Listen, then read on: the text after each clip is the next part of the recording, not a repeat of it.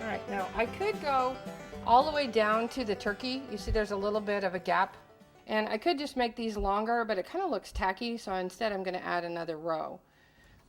So I would leave that little space and put a third row on.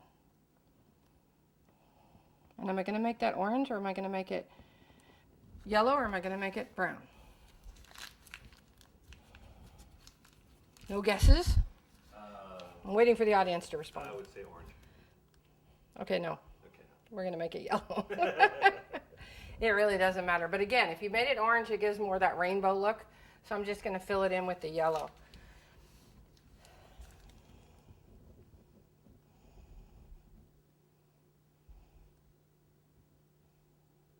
And this is all buttercream? All buttercream. So I'm going to do this so I can see what I'm doing, because I really can't do it upside down. Okay. There we go. So it's all filled in. Now, unfortunately, our turkey has no eyes. I forgot the eyes. So we're going to put some eyes on later with a little bit of chocolate, I think. But if you had licorice, you could use, or you had the pre-made eyes from your local cake store, you could use those. Or what I usually use is black gel, but I forgot the black gel. It's really hard to come up here and remember to bring everything, especially when you're overwhelmed. And we have a fabulous marzipan project we're going to do later, but I guess we're going to tape that, right? Yeah. Okay, now we also want to write something on here for our Thanksgiving. And my favorite is eat chicken or eat beef. But we'll write Happy Thanksgiving. And actually what I'm going to do, I think, is show you how to do what I call happy writing or kids writing, because a lot of people have trouble with writing. And so if you can't write, and Thanksgiving's a hard word, it's long, so I'll see if I can mess it up for you. But we're going to use yellow so it shows up pretty good.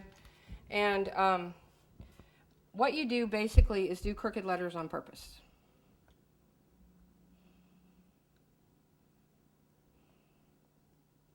But if you don't space it right, it still won't fit no matter what you do.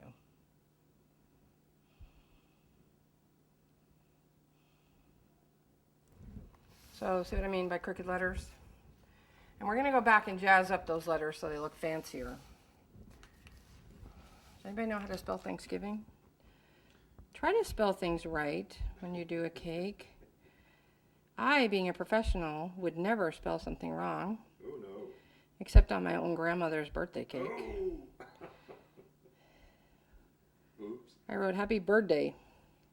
And no one noticed it until we got the pictures back. And then, of course, I never lived it down. Mary Slinsky says she doesn't have to do crooked letters on purpose. Hi, Mary. Is Lisa out there? Oh, yeah. Oh, yeah. Is that right? Spell it right? Yes. Happy Thanksgiving. All right, good. And we made it fit.